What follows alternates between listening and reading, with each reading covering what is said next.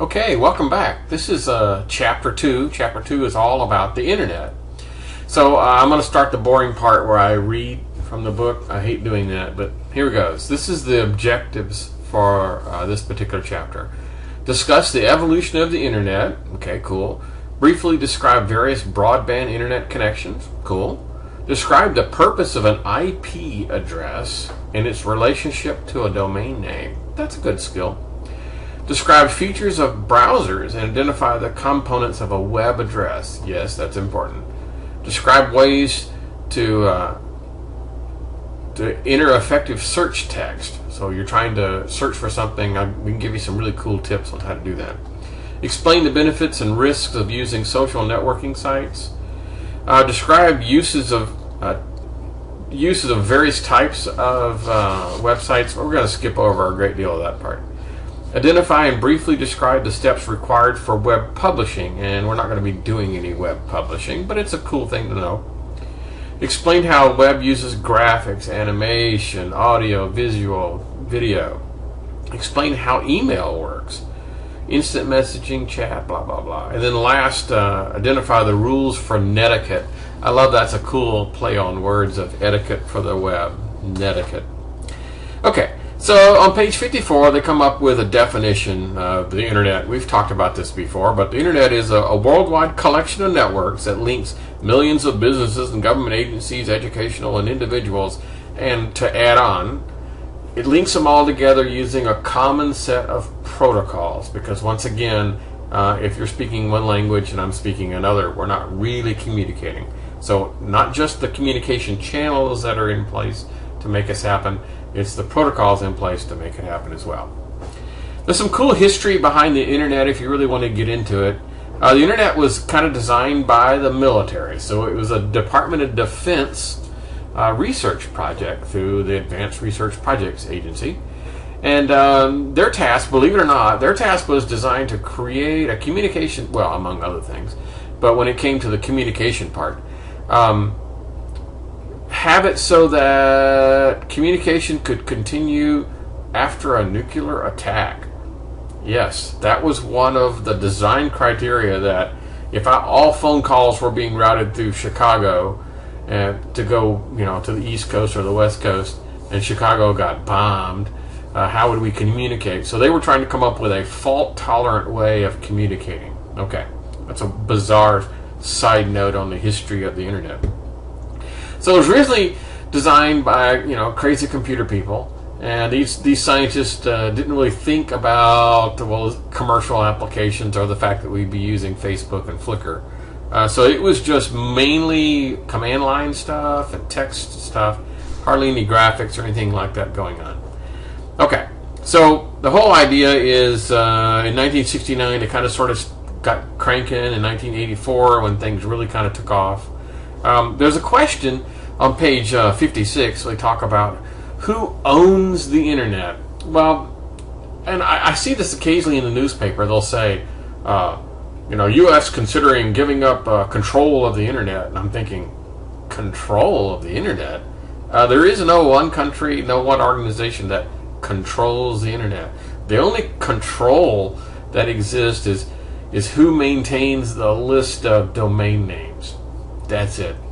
That's the only control there is. So if you were to actually ask, well, wait a minute now, who owns the portion of the internet that I'm using? Well, to tell you the truth, the people who physically own the wires and physically own the communication equipment is just one tiny little piece, because when I'm sending a letter to Grandma electronically, it's going to go through probably 4 or 5 different owners before it gets to Grandma. So it's complex, and there is no one owner of the internet. Okay, so again, continuing on page 56, they talk about connecting to the internet. They talk about wired connection, which is I have a DSL line, digital subscriber line, or I have cable TV kind of a scenario, some sort of a wire that comes to my home.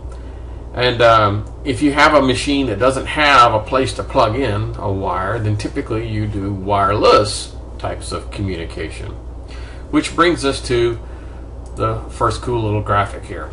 So The internet, of course, is just gargantuan thing out there. So my typical desktop computer, I have a thing called a modem. Now, in the old days, modem actually meant something. It had a specific term and a definition, okay? I'm not even going to bother to tell you what the definition is because it's not used that way anymore. Today, modem is the physical device that connects you to the internet. However that does that, doesn't matter. It doesn't matter if it's phone line, doesn't matter if it's a DSL line, doesn't matter if it's cable, doesn't matter if it's satellite, whatever it is, it's still called a modem. Okay, so get that out of your mind about, oh my God, I have to memorize what the word modem means. Or if you halfway remember what it was from some other course, well, you don't have to remember that anymore. So, modem. And of course there's a cable coming in somewhere, and then a cable coming from the modem into my machine. Now if I have a laptop, typically it's going to have wireless capability somewhere. And then if not, you can get one of these cool little wireless modems that plugs into it. Now to tell you the truth, most every small device now already has the wireless stuff plugged in, so you don't need this little ugly thing sticking out. So you go, well, wait a minute, where's the other end? Well, to tell you the truth, what a lot of people have is they have a device that looks sort of like this modem over here that provides them the wireless capability for their home. So I for example, have a wireless router in my home that sits between my modem and my computer. So I actually have another box like sitting right here, which is my wireless. So I can go wired to some machines and I can go wireless to other machines. And this will freak people out because they see wireless and they go, oh, well, all I need to do is just turn on my wireless on my laptop and I'm good to go. Well, no, you need a wired device somewhere to connect you to the internet. It can't all be wireless. Somewhere down the line, it's got to have to connect. And what happens is people buy a laptop, turn on the wireless, and they see their neighbor's Wi-Fi connection, and they'll connect to it and be fat, dumb, and happy until the neighbors move. And then they'll call up tech support and say, hey, I can't get to the internet anymore. And they go, well, what kind of a wireless router do you have? And they go, what? I don't have a wireless router. Well, how are you connecting to the internet? Well, I don't know. I just turned it on. There it was. Yeah. Okay. So somewhere down the line, wireless has to be connected. Cool. Let's continue. So there's a little diagram here on talks about the different types. And so cable TV, digital subscriber line, fiber connection. We don't really have too much of that around here. Wireless, and by the way, this is wrong. It's not called wireless fidelity. You guys remember in the audio days, we had record players and that kind of stuff, right? And you had high fidelity, hi-fi, and so it's kind of a play on words. So they just made it Wi-Fi, and doesn't really mean wireless fidelity. It's just a play on words. By the way, did you know that Wi-Fi is a trademarked name? Yes, there is a Wi-Fi association that holds the trademark for that. Mobile broadband is talking about your phones. Now, I can have a traditional phone that connects to the internet, or I can have like a tablet where I don't actually talk on it at all, but it still uses the wireless technology for phones in order to connect.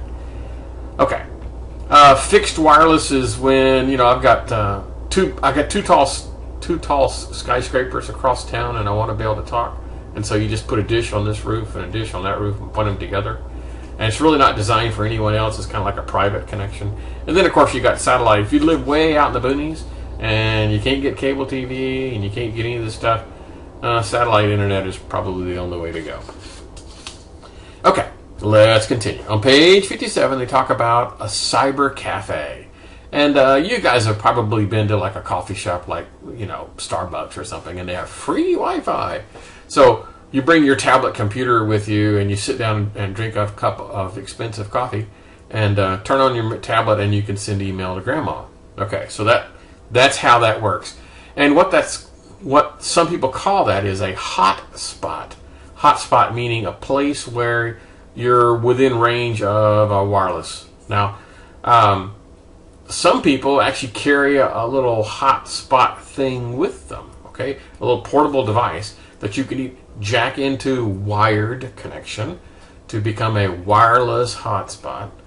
And that allows you to connect. Now, I have one of those things when I go traveling because I don't like to use the wireless in a hotel because it's not secure, and there's a host of, we'll be talking about security on the internet in a whole other chapter. But so I actually use the wired connector, plug it into this little box, and that becomes my wireless. I'm the only one that uses it. I'm the only one with the password. And so I'm using wireless, but I'm bringing it with me. Okay, enough about that. So hotspots are that location where you can get to wireless signal. Continuing, they talk about internet service provider. If you're connected to the internet, you're paying somebody something, somewhere. Either you're paying your phone company, you're paying your cable company, you're paying somebody to connect to the internet. If you're not paying somebody, you're probably stealing internet from somebody and perhaps don't even know it.